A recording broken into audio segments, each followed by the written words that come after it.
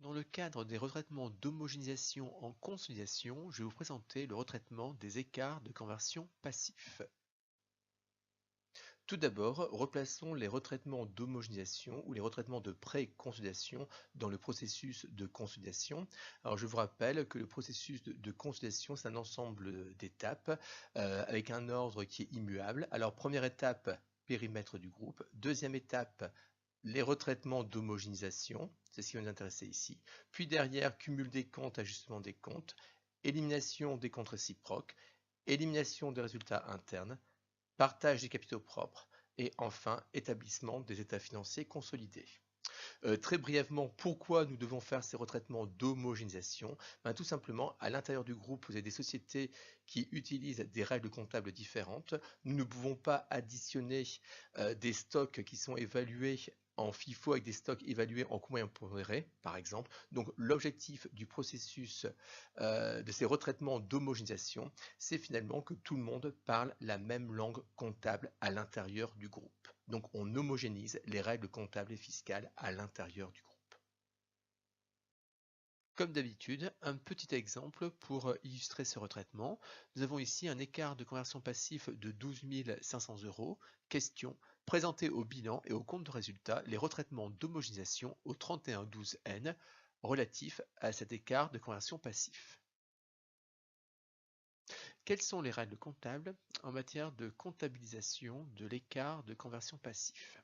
Alors, qu'il soit actif ou passif, heureusement, les règles sont les mêmes. Alors, les règles sont les suivantes. L'écart de conversion actif et passif doit être comptabilisé au résultat. C'est un retraitement obligatoire en IFRS et c'est un retraitement préférentiel en RMCC, c'est-à-dire que soit l'écart de conversion actif et passif reste tel qu'il est, ou on transforme cet écart de conversion actif et passif au niveau du résultat.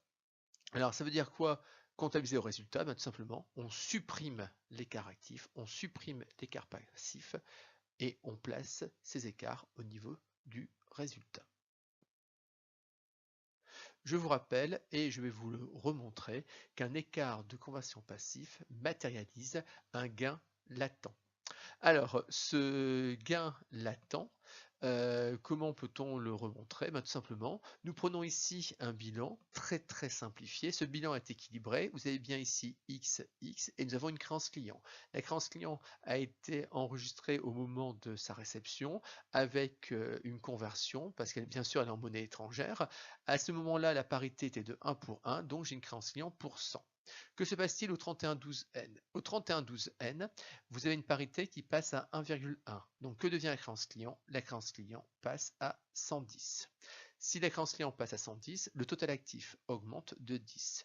Il faut bien sûr que le total actif soit égal au total passif. Donc que devons-nous faire? Nous devons augmenter le total passif de 10. Et comment faisons-nous pour augmenter le passif de 10?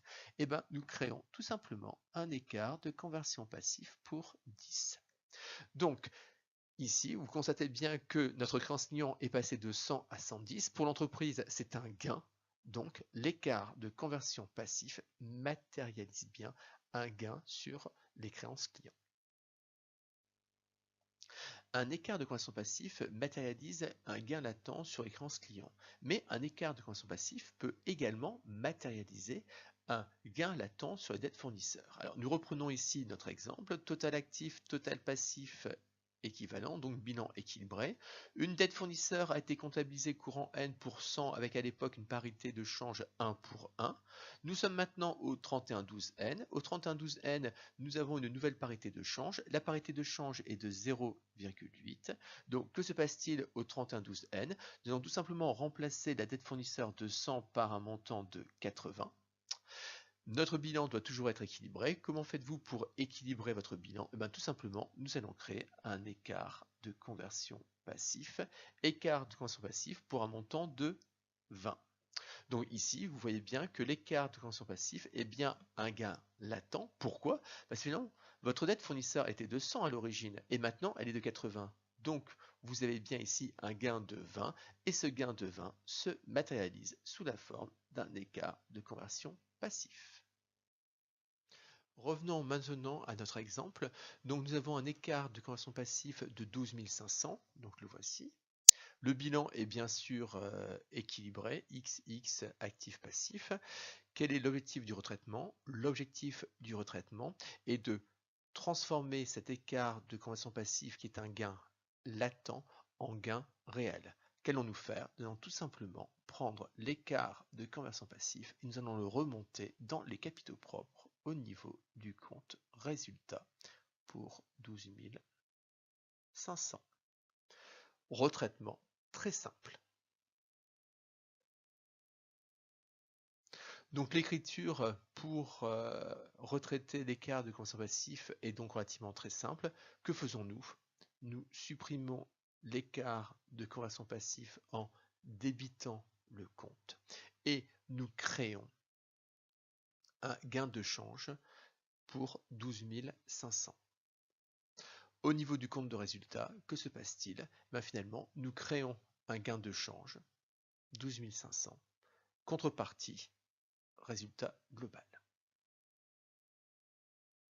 Alors, quel est le point de vue de la fiscalité concernant ce retraitement?